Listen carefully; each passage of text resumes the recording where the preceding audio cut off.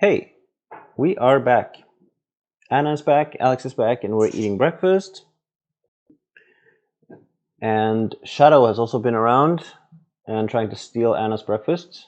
He is very into turkey breast, and Anna is eating toast with slices of turkey breast on it, and Shadow is trying to lick it and steal it. Is that funny, Alex?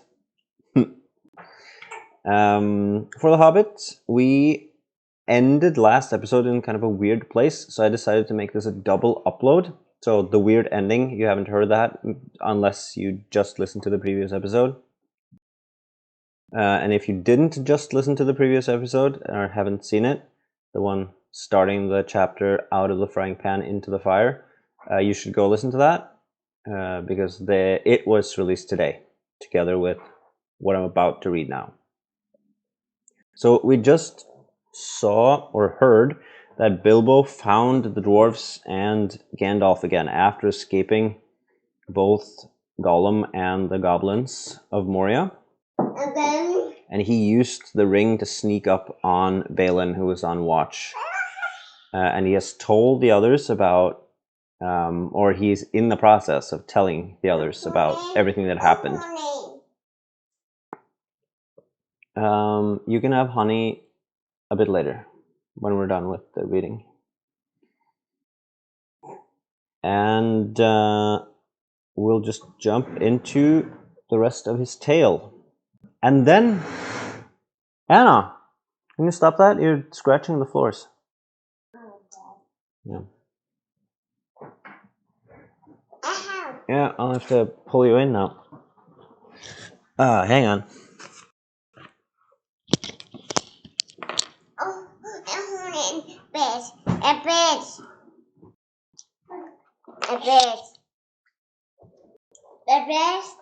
Just wait a little bit. Don't scoot. Sit there and eat your food. And then I couldn't think of another question with him sitting beside me, ended Bilbo. So I said, "What's in my pocket?" And he couldn't guess it in 3 goes.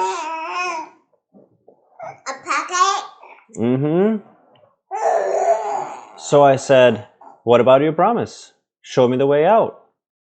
But he came at me to kill me, and I ran. Oh, you want milk? All right, here. And I ran and fell over, and he missed me in the dark. Then I followed him because I heard him talking to himself. He thought I really knew the way out, and so he was making for it. And then he sat down at the entrance, and I could not get by. So I jumped over him and escaped and ran down to the gate. "What about the guards?" they asked. "Weren't there any?" "Oh yes, lots of them, but I dodged them. I got stuck in the door, which was only open a crack, and I lost lots of buttons," he said sadly, looking at his torn clothes. "But I squeezed through all right, and here I am." The dwarfs looked at him with quite a new respect when he talked about dodging guards, jumping over Gollum, and squeezing through, as if it was not very difficult or very alarming. Like jumping? What? Jumping. Yeah, he's jumping over Gollum in the dark. You know everything about jumping in the dark, right? You do that in your room all the time after bedtime? Yeah, all the time. "What did I tell you?" said Gandalf, laughing. "Mr. Baggins has more about him than you guess." Apple. Oh, I almost have lots of apple in your hand. Apple. Oh, yeah. He gave Bilbo a queer look from under his bushy eyebrows as he said this, and the hobbit wondered if he guessed at the part of the tale that he had left out. Then he had questions of his own to ask, for if Gandalf had explained it all by now to the dwarves, Bilbo had not heard it. He wanted to know how the wizard had turned up again and where they had all got to now. The wizard, to tell the truth, never minded explaining his cleverness more than once. You can wait a bit. So now he told Bilbo that both he and Elrond had been very aware of the presence of evil goblins. Hannah. Well, there went your tomatoes. Both he and Elrond had been well aware of the presence of evil goblins in that part of the mountains, but their main gate used to come out on a different pass, one more easy to travel by, so that they often caught people behind near their gates. Evidently, people had given up going that way, and the goblins must have opened their new entrance at the top of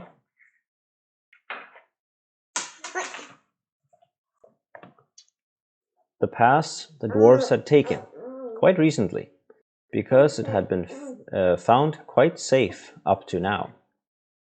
I must see if I can't find a more or less decent giant to block it up again, said Gandalf. For soon there will be no getting over the mountain at all. As soon as Gandalf had heard Bilbo's yell, he realized what had happened. In the flash which killed the goblins that were grabbing him, he had nipped inside the crack, just as it snapped to. He followed after the drivers and prisoners right to the edge of the great hall, and there he sat down and worked up the best magic he could in the shadows. A very ticklish business it was, he said. Touch and go. But of course, Gandalf had made a special study of bewitchments with fire and lights. Even the Hobbit had never forgotten the magic fireworks at Old Took's Midsummer Eve parties, as you remember. The rest we all know, except that Gandalf knew all about the back door, as the goblins called the lower gate. Mommy. Yeah, there, Mommy. That's Mommy. Yeah, Mommy's on our coasters. Yeah. And now Mommy's at work. That's right. And then my dad? Yeah, the rest we all know, yeah, except that Gandalf knew all about the back door, as the goblins called the lower gate, where Bilbo lost his buttons. As a matter of fact, it was well known to anybody who was acquainted with this part of the mountains. But it took a wizard to keep his head in the tunnels and guide them in the right direction. They made that gate ages ago, he said, partly for a way to escape, if they needed one, partly as a way out into the lands beyond, where they still came in the dark and do great damage. They guard it always, and no one has ever managed to block it up. They will guard it doubly after this, he laughed. All the others laughed too. After all, they had lost a good deal, but they had killed a great goblin and a great many others besides, and they had all escaped.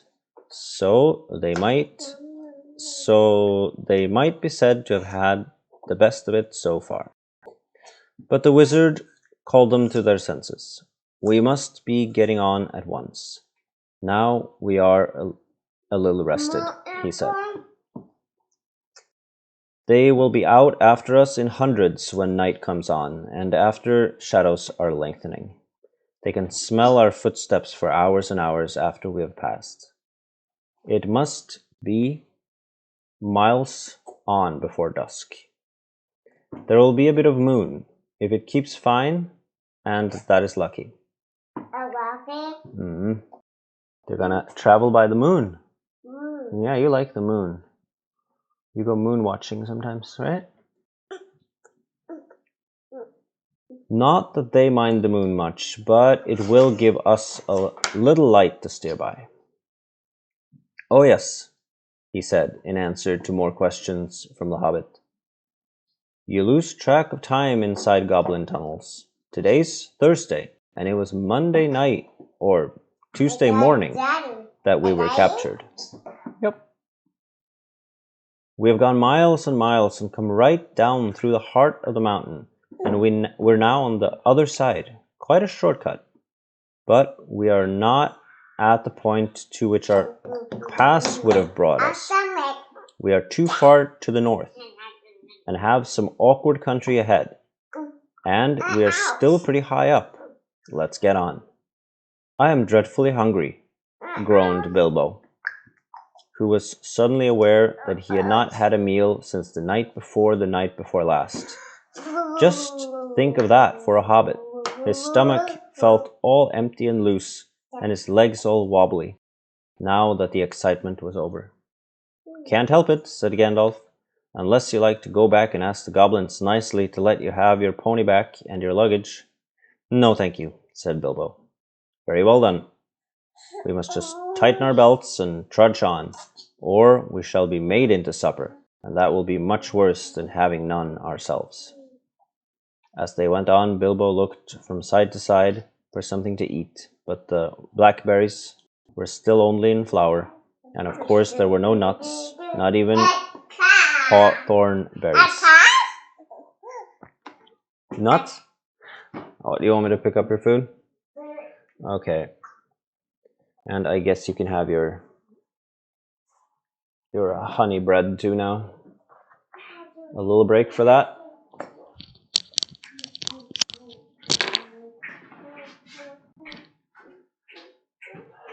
You make quite a mess.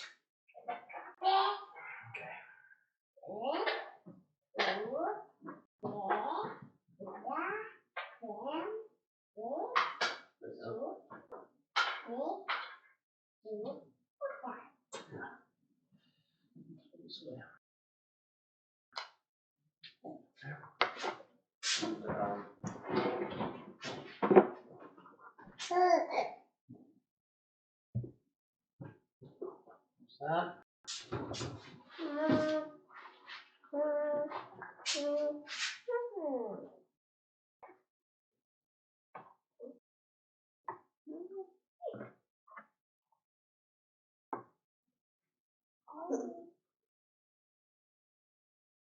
You have to be careful eating this so you don't spill.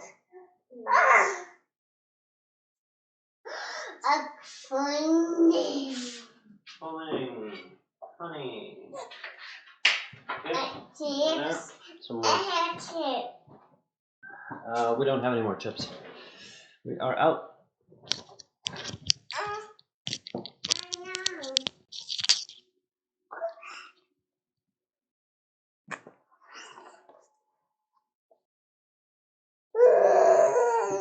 Oh yeah, and you want the milk back. Okay, there. He nibbled a bit of sorrel, and he drank from a small mountain stream that crossed the path, and he ate 3 wild strawberries that he found on its bank, but it was not much good. They still went on and on. The rough path disappeared. The bushes and the long grasses between the boulders, the patches of rabbit-cropped turf, the thyme and the sage and the marjoram and the yellow rock roses all vanished, and they found themselves at the top of a wide, steep slope of fallen stones that remains of a landslide. Mm-hmm. When they began to go down this, rubbish and small pebbles rolled away from their feet. Soon, larger bits of split stone went clattering down and started other pieces below them, slithering and rolling. Then lumps of rock were disturbed and bounded off, crashing down with the dust and a noise. Before long, the whole slope above them and below them seemed to be moving, and they were sliding away, huddled all together in a fearful confusion of slipping, rattling, cracking slabs and stones. It was the trees at the bottom that saved them. They slid into the edge of a climbing wood of pines that stood right up the mountain slope, from the deeper, darker forests in the valley below. Some caught hold of the trunks and swung themselves into lower branches.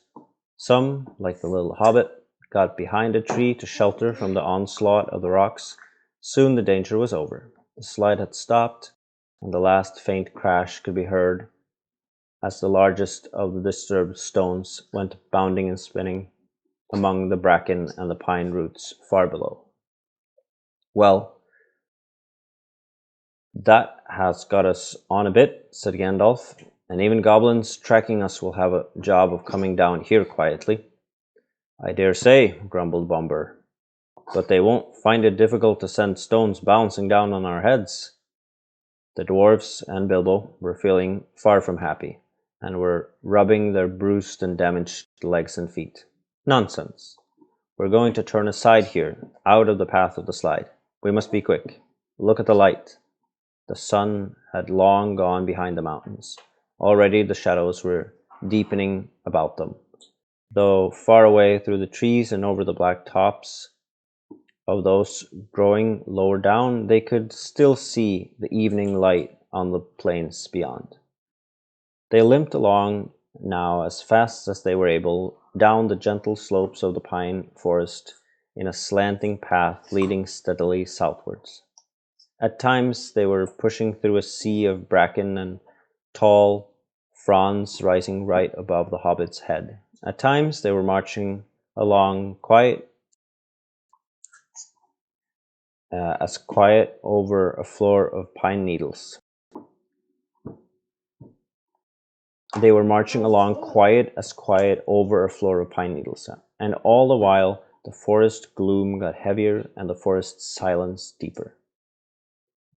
There was no wind that evening to bring even a sea sighing into the branches of the trees. "Must we go any further?" asked Bilbo, when it was so dark that he could only just see Thorin's beard wagging beside him, and so quiet that he could hear the dwarves breathing like a loud noise.